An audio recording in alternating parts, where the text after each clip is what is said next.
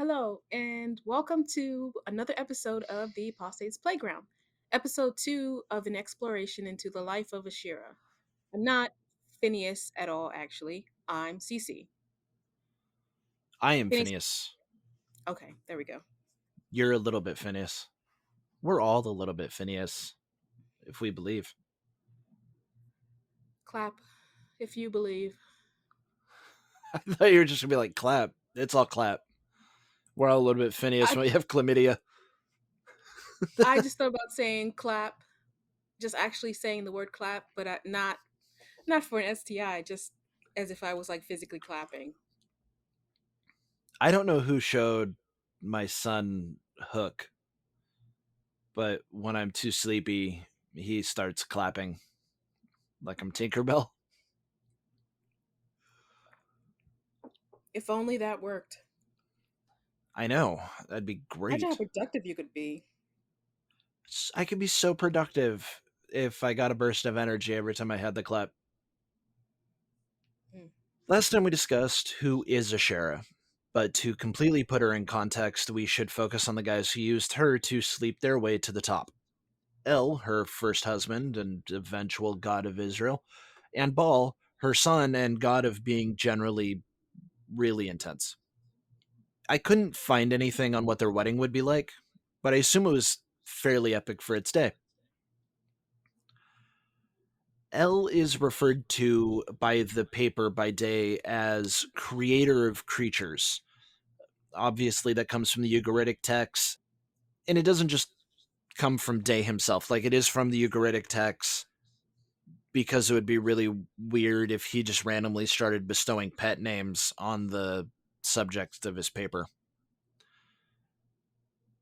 I don't really see a lot of value in spending a bunch of time on El because he's the same guy that is covered in the Bible, and those episodes are still on the table, so fuck it.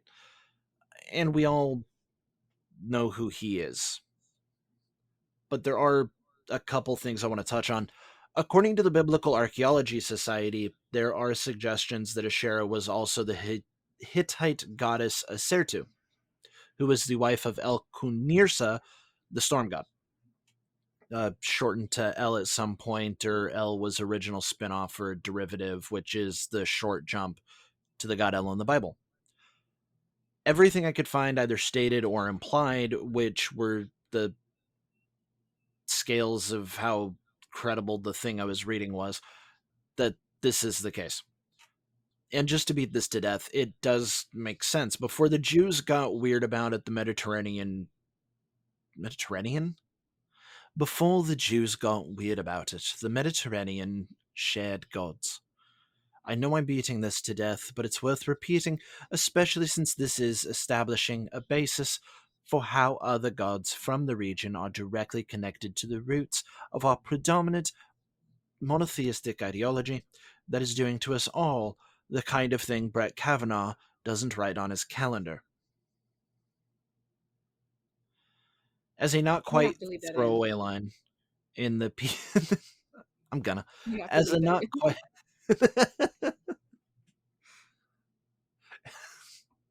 as a not quite throwaway line by the Biblical Archaeology Society that really needs more explanation. We find that when Asherah and El have sex, they produce dawn and dusk in the Ras Shamra texts from the Syrian coast, where she's portrayed as Athrat, the sun goddess. So when the sky god and the sun goddess fuck, the sky gets all crazy and changes somehow. I'm not mad at this.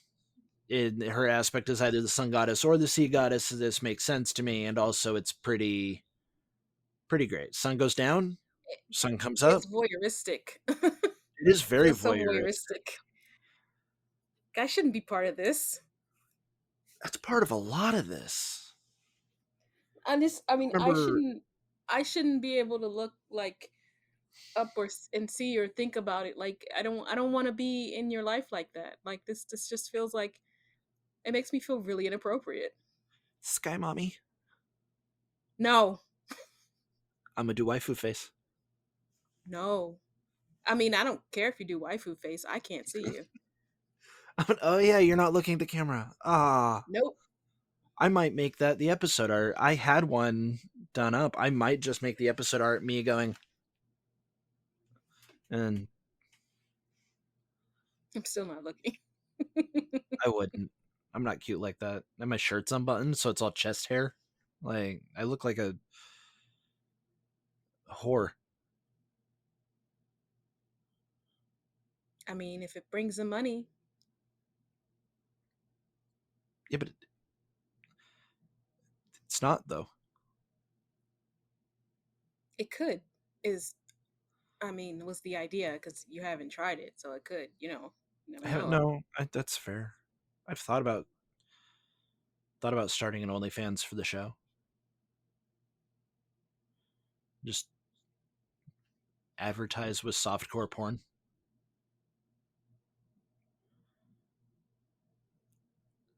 Yeah.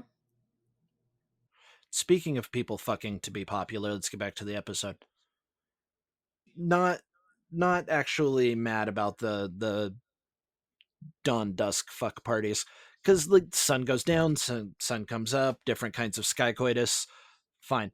A big ball of fire in the sky goes into and out of the water.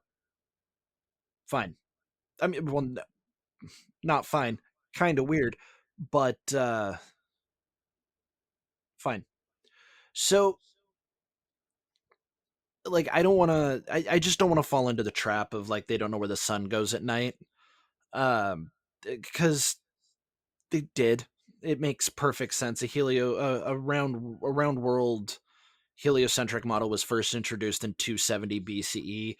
I think it's safe to say that a lot of the mechanics was a mystery to them, but like they figured out it was one ball going around another ball.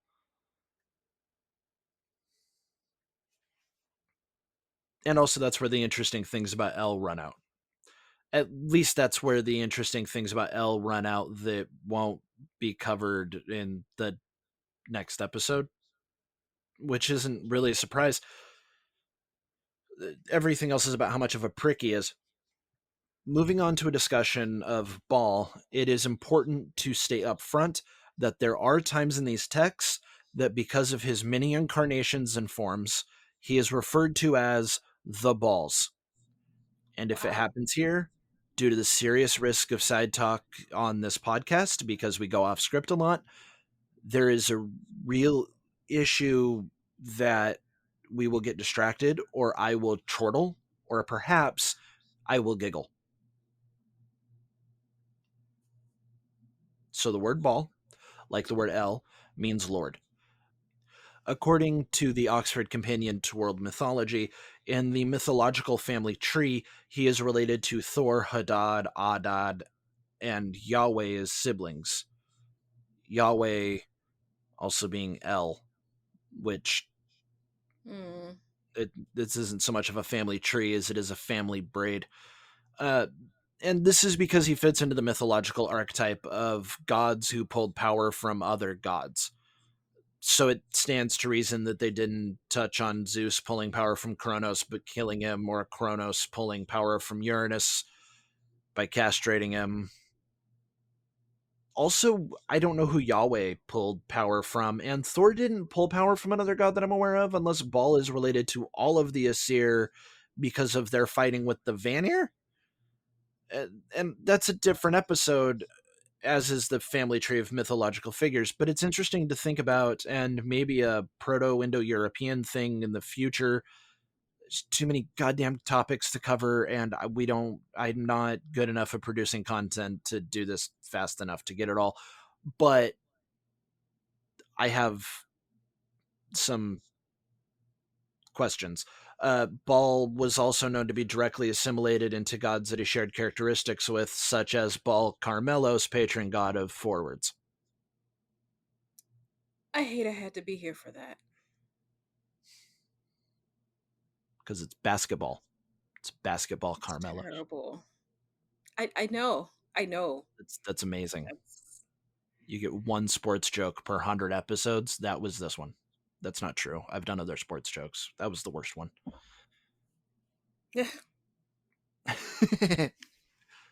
So there is some dispute as to whether Baal is the son of Asherah or the husband of Asherah or both.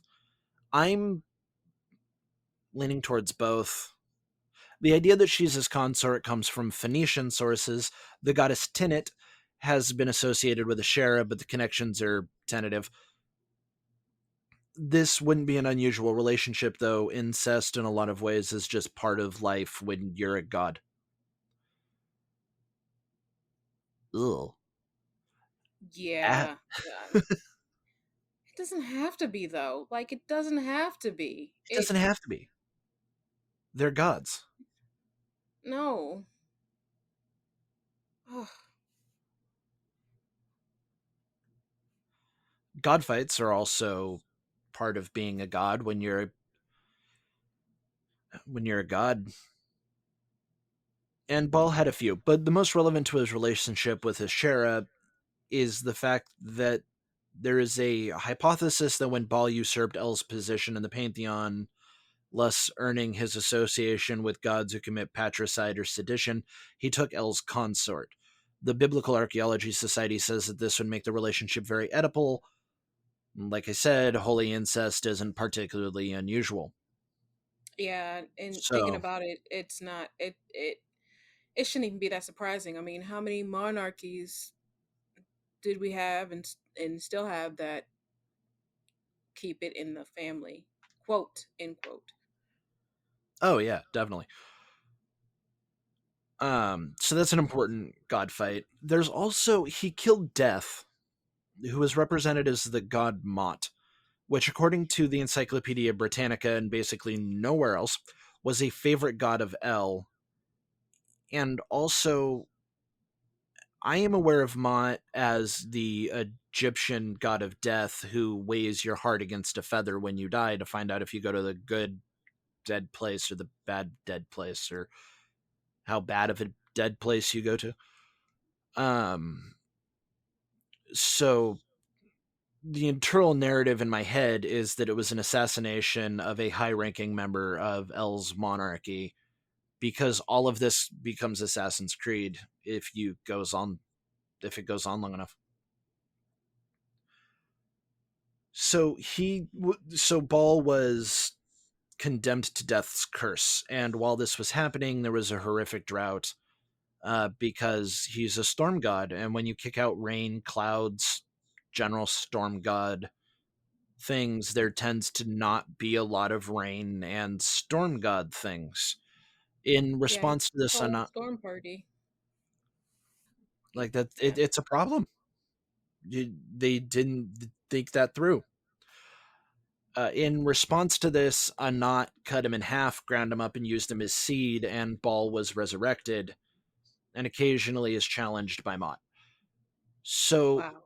it, if we look at this as there are storms and rain, and then there aren't any, and then Anat plants him as seeds, and the things grow, and then the rains come back when he is revived, and the crops are coming up, and then he is cursed again, and then he defeated the sun god, and then the rain and storm, and then he went away. It just starts sounding a lot like spring, summer, autumn, winter. Oh, okay. That's just I didn't realize that's where that was going. Yeah, it sounds a lot like a story to just talk about passing seasons, which probably has less to do with like this is a literal explanation of where it comes from, and a lot more to do about like when to plant crops, and because we're story based creatures, it just was a form of record keeping. Yeah. So for the sake of time, we're going to move straight into Asherah interacting with the various gods in her life. The takeaway to take into that is Ball and El have a big fight going on. They're one of El is a guy scorned by his ex, leaving him for a younger, stormier guy who was potentially her son, and pissed him off in a big, big way. And that's going to be the context for some Bible verses that the evangelists who wrote the Evidence Bible, Comfort et al., seem to miss, but that the actual scholars and academics who wrote the Oxford Annotated Bible, which is the other one I work out of, spend a lot of time considering. So the books that are going to be being pulled from are going to be Exodus, Deuteronomy, Judges, 1st and 2nd Kings, 2nd Chronicles, Job, Isaiah, Jeremiah, and Micah. There is not a satisfying conclusion to this story, but that's because it, I don't know, hasn't ended.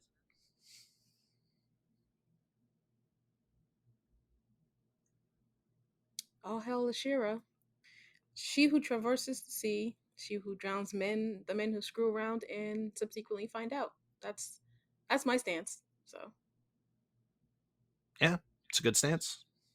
So, in this episode, we're going to talk about how her ex husband decided to try and keep their friends and family in the divorce and how that went. they always do. What's up? I said they always do. Try to. Yeah, it's pretty sad. So, starting in Exodus, which was written and edited between the 5th and 6th centuries, we are told that the Israelites are to tear down the altars, break the pillars, cut down the sacred poles because your God is a jealous God. The Amorites, Canaanites, Hittites, Perizzites, Hivites, and Jebusites will be driven out from before you. And Asherah, don't forget Asherah. Unless this is all after she fucked off into the ocean, and then I guess she doesn't matter because she don't care anymore. No, Asherah is a part of that. So the Amorites, Canaanites, etc., are driven out because they worshipped all the stars in the sky and served Baal, which is actually a quote from Kings, but it serves the purpose here. Asherah is never mentioned by name here, but the fact that they are meant to tear down the altars and sacred poles does a lot to inform us of who it was they were worshiping, given that the sacred poles, which are also called Asherah, were monuments to Asherah. Yeah, I thought about it after I had my suspicions they were tearing down representations of her. Actually, you did say the Hittites, which you mentioned in episode you mentioned previously, like worship the goddess Asertu, who might have been Asherah. So yeah, I probably should have followed a little more closely. It happens. I drone. So the For a second, important I thing thought to you said I remember, drunk, and I was like, I okay. drone. I have a low energy side clown voice. The important thing to remember about Exodus when we go through this is that it's a composite of different traditions that were melded together by storytellers and writers that we don't really know who they are. It was written and edited over centuries. So it's not like somebody sat down and said, okay, we're going to tell the story of that time those tree worshippers got the boot from the land of milk, honey, and the free market. Exodus is likely a composite of the JEPD schools of authorship that were combined by editors, redactors, priests, and people carrying on. uh, and for clarity, what does JEPD stand for? So JEPD stands for Yahwist. The J in Hebrew makes a Y sound. So the JEPD stands for Yahwist, Elohist, Deuteronomist, and Priestly. And that's how the four different schools who wrote what parts of the Torah are referred to. The documentary Why? hypothesis. I'm sorry, I don't mean to cut you off. No, cut me off. Why wouldn't it be priestly and Deuteronomist if it's PD? It's like they're reversed. Oh, because that's how I said them. Oh, That's okay. it. I, Because it doesn't match. yeah, they are in a different order. You caught me out saying what they are in a different order than the acronym is ordered, but that's all it was. It was just me not ordering things correctly. So there's there's multiple hypotheses about how things were compiled. The documentary hypothesis says that Genesis, Exodus, and Numbers were all written by combining the four sources and maybe a fifth source, which would have been the redactor. The supplementary hypothesis says that the Deuteronomist text was the original, and then the Yahwist, Elohist, and Priestly came along as supplementary texts, and then redactor came along, and that is where that came from. Then there's the one where the priestly school combined two, Yahwist and Elohist, origin stories, presumably one from each of the kingdoms, northern and southern. Then the Deuteronomist text was combined with the redactor's additions, and that's the TLDR on what's going on here. But who wrote the Bible is an episode in the pipeline, because it is an episode's worth of material just on the Pentateuch. I'm Um, surprised it's just so an episode and not like multiple episodes. it's an episode just on the Pentateuch. Like those first five books are an episode unto themselves. Oh, But the short answer is the shorter answer is they're the four groups that are of thought have contributed to the stories in the Torah. And while we're here, the name Exodus actually comes from Latin. It's the Latin is Exodus Aegypto, which means Exodus from Egypt. The In Hebrew, the book's name is Shemot, which means name, because it starts with these are the names, and that was their naming convention. Which it's not important at the moment, but it's a fun fact. It's just a thing that's in my head, and that all actual information comes from the Oxford Bible. The Evidence Bible says that um, the whole God is a jealous God thing comes from the fact that God's jealousy and wrath are sinless. And I seriously, I have no idea. I have no idea where that comes from or what it has to do with anything, except to demonstrate the complete lack of care to history or where things come from evangelical Christians. And I don't know, if I don't mention explicitly what they think, they don't think is going to be the rule, because it's a lot of that.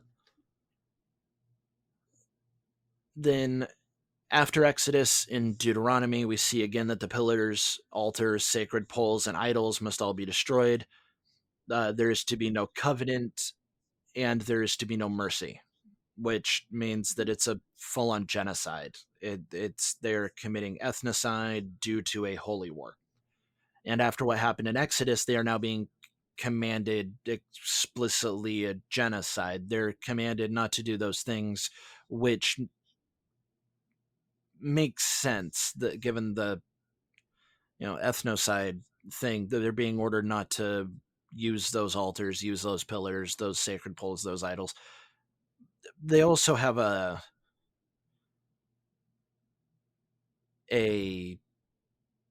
habit of going back to Canaanite religions that we saw starting with Abraham. Abraham died, and then they all went back to the Canaanite religions and had to be drawn back. It also shows that God will kill you for idolatry or something. And the next step is to kill everybody who sacrifices their child. I see we've reached the abortion discussion again.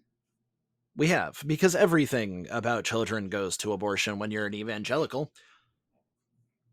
Apparently, the child sacrifice part is because abortion is a dangerous occult sacrifice described in the Bible as the worshippers of Canaanite gods being passed through fire. Is that just a nicer way of saying you burned them at the stake? I don't. No, but it is saying that you do a burned sacrifice of children. Ugh. Yeah, in that case, with all the depictions of the occult and popular media, I guess God is going to be pissed because we are all being encouraged to sacrifice fetuses or something. I mean, but then also God hates the sinner and not the sin. But apparently, according to Ray, God's Ray's God also hates us, so I don't know. Yeah, it's really twisted. And my favorite part of that is how it makes no goddamn sense. It's don't sacrifice babies to Baal. Oh, oh, I knew. Because abortion is child sacrifice to the devil. I'm Ray Comfort. Wow, that's an awful voice. I don't know He if it's has his an awful voice, but voice. it's an awful voice.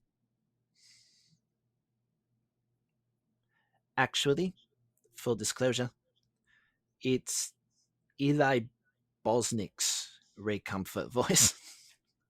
I can't get close to Ray Comfort's actual voice because I can't get my head that far at my ass. Yeah, don't even. I wouldn't recommend trying because it sounds like once you get it up there, you can't come back. Can't come back from it.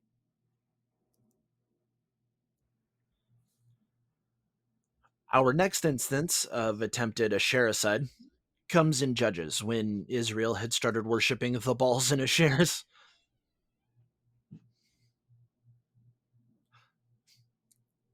You made it so far. I did. It's just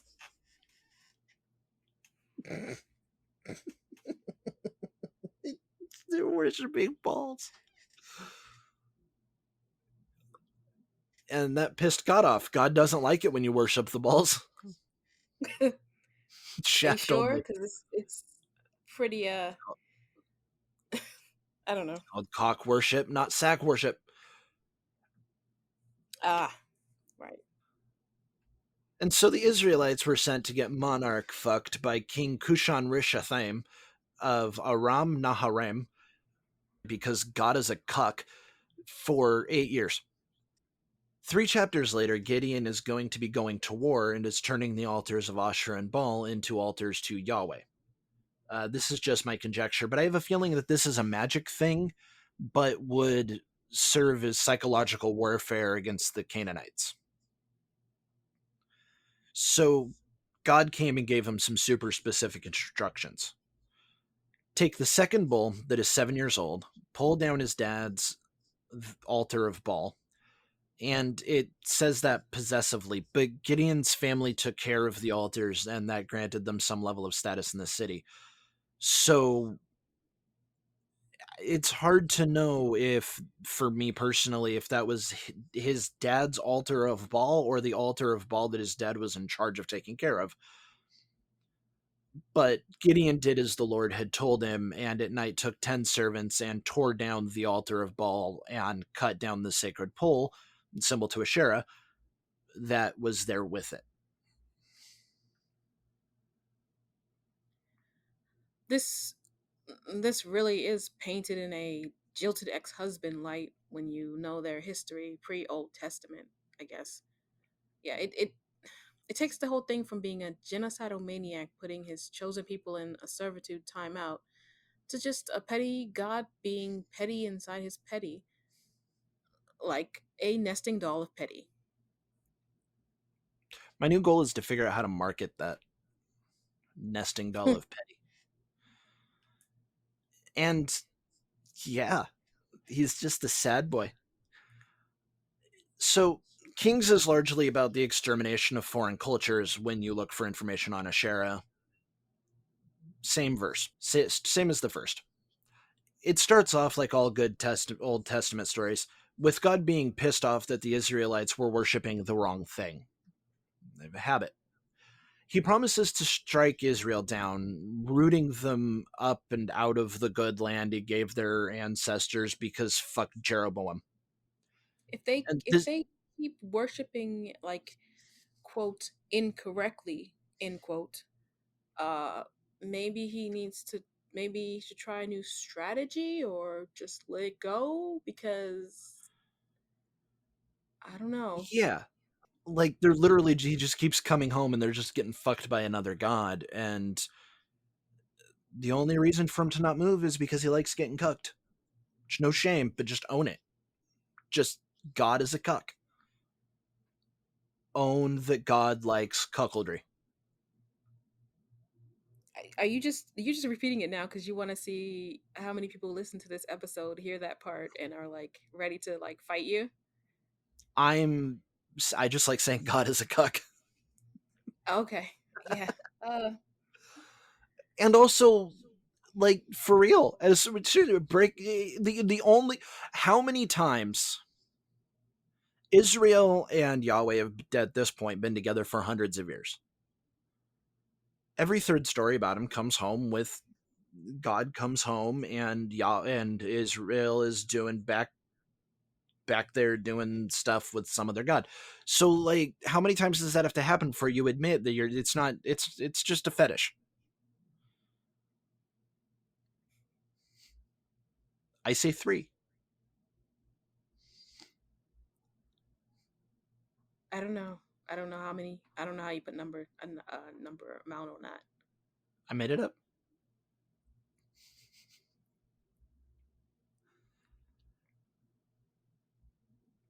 So the Jeroboam instance is meant to predict the fall of the northern kingdom. It mentions that they will be scattered beyond the land of the Euphrates, and that's probably a reference to the Assyrian Empire displacing the population in 722 BCE. It's probably a case of a historical document with supernatural flavor. This is also part of the time where the kingdoms would have been coming together. In the Evangelist Bible, the Evidence Bible, there's just given a Charles Spurgeon quote that fucking jerk off gesture. It's not. It's just some old dead guy saying old dead guy stuff.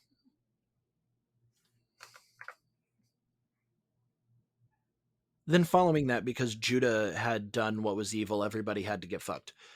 Luckily, he wouldn't be the last king in First Kings. The next one was Asa, who did right with the Lord as David had done. The Lord was a big fan of David. I have heard that there is a secret chord that David played and it pleased the Lord, but you don't really care for music, do you? I I like music. I am suspicious that I won't like the music that quote pleases the Lord, who I have already accused of being petty. So probably. The screams of Jewish babies.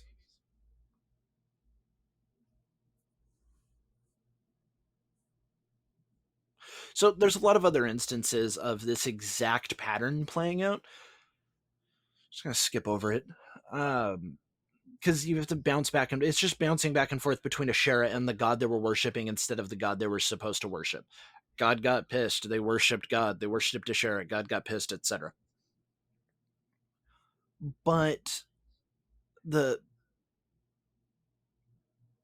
it, the main theme I got is the boss fight scene between Javier and Jean Valjean, where it's just rapid fire back and forth, and Russell Crowe and Hugh Jackman did a terrible job in the film adaptation. Of That's a Les Mis reference. oh, It's about halfway through the movie. I didn't see it. The opera is better, or the musical is better. It's very opera. I would say that it's opera. The opera is better. Colm Wilkinson is a much better Jean Valjean than anybody could ever be, but it's not a fair it's not a fair comparison. Uh, and there is at the end of this because there is a new character in the show canon, and it is Asherah, and there's a bit of poetry at the end that I like. Uh, in that day, the Lord, with his severe sword, great and strong, will punish Leviathan, the fleeing serpent, Leviathan, that twisted serpent, and he will slay that reptile that is in the sea. In that day, sing to her a vineyard of red wine. And then, later, who would set briars and thorns against me in battle? I would go through them, I would burn them together. Has he struck Israel as he struck those who struck him? Or has he been slain according to the slaughter of those that were slain by him? When he makes all the stones of the altar like chalk stones, that are beaten to dust. Wooden images and incense altars shall not stand. There's a lot to unpack from those lines, and none of the messages in them were subtle. It wasn't. And to be fair to him, everything else I'm about to say, I made up. We're at the end of the factual information part. It'll probably have a better plot, though, even if it's made up. Hopefully. We'll find out. So, after decades of fighting to exterminate the gods of the Canaanites, the gods that Yahweh had been trying to separate himself through Moses and Abraham has failed. They still stand. And this is why in Micah it's left as to a warning not to stop worshiping God things or fuck up you and your shares. If you used to stop worshiping God, he comes for your lady. So this piece from Isaiah really sticks out to me. I cut out a bunch, but starting at the end, it seems to track that the wooden images and incense altars would be a reference to Ba'al and Asherah, the battles referenced between uh, the battles referenced being between the Israelites and Canaanite worshippers of the Lady of the Sea, and given Asherah's penchant for riding around on the heads of dragons, at least in the show canon, this makes it feel to me that Leviathan is a reference to the steed of Asherah. Oh, well, yeah, my take from that was actually that the Leviathan was a direct metaphor for Asherah herself. But okay, So, up to interpretation. like I said, there's a very good chance that that's what it was, and a lot of that I made up. So, Yeah. for the show canon, I like the idea of Leviathan being the steed of Asherah, and she just like stands on his head and rides around doing just being awesome. Yeah. Yeah. Um okay, so if we say that Asherah is still alive and well despite the repeated attempts to stomp her out of the Bible and stomp her worship out of the Canaanites, when this failed, she was associated with a dragon in the Tanakh, that dragon being Leviathan, who God claims to have killed in Job. But she keeps coming up. God clearly didn't kill her, but he does ask Job if Job has cl- closed the doors of Leviathan's face. That's God beating Asherah. That's God beating his ex-wife. He asked if, oh, so God, oh, okay. I think I just, I got a little confused with, but what you're saying is basically that in the book Job, he God claims to have shut the doors on the Leviathan's face, but you're saying that he basically beat her and won. That's how it reads, but it he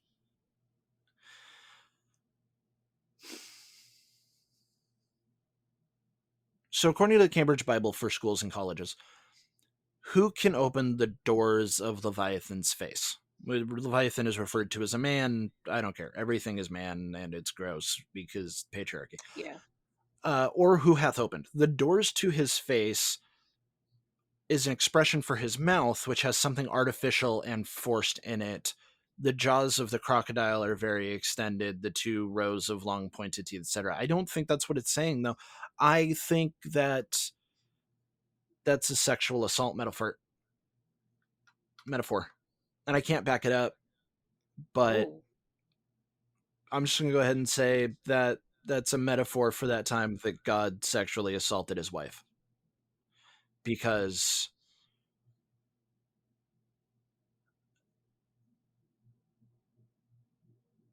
if he doesn't want me to, he can come stop me.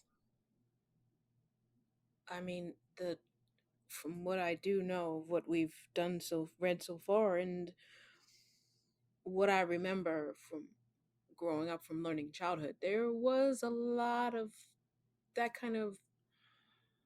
There seems to be a lot of that takes place in the Bible. It's usually Yeah. just between people, but I'm not comfortable with forcing things in Leviathan's mouth. no, no. Even if Leviathan was just a sea monster, I'm not comfortable. Why are you shoving artificial things in his mouth?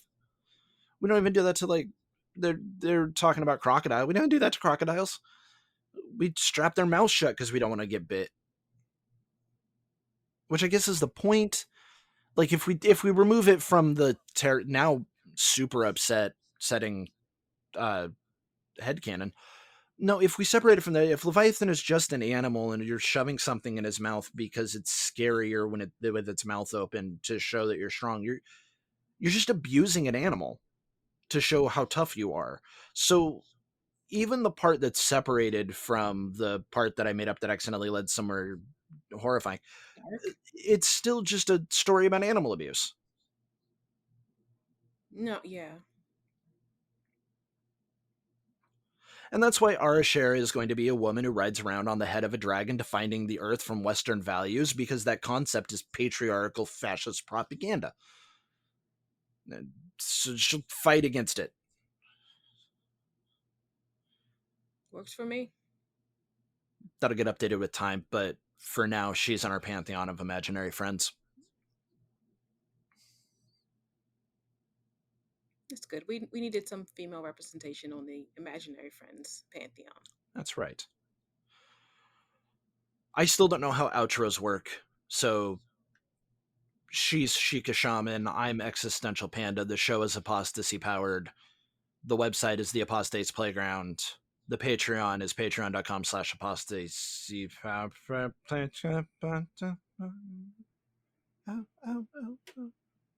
Good try. Patreon.com/apostates Playground.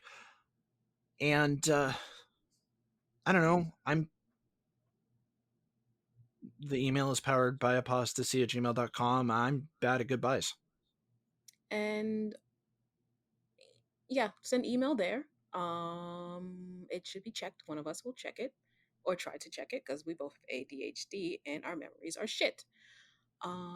If you decide you want to make some kick-ass artwork of Asherah riding the head of a giant water serpent or a water dragon, perfect. You should email that to us or tweet us and let us know because that would be pretty badass. Because That would be cool. I'd like to see something like that. And if you donate $5 or more to our Patreon, I'll record a message telling a politician of your choice to fuck themselves. Oh, that's a good idea.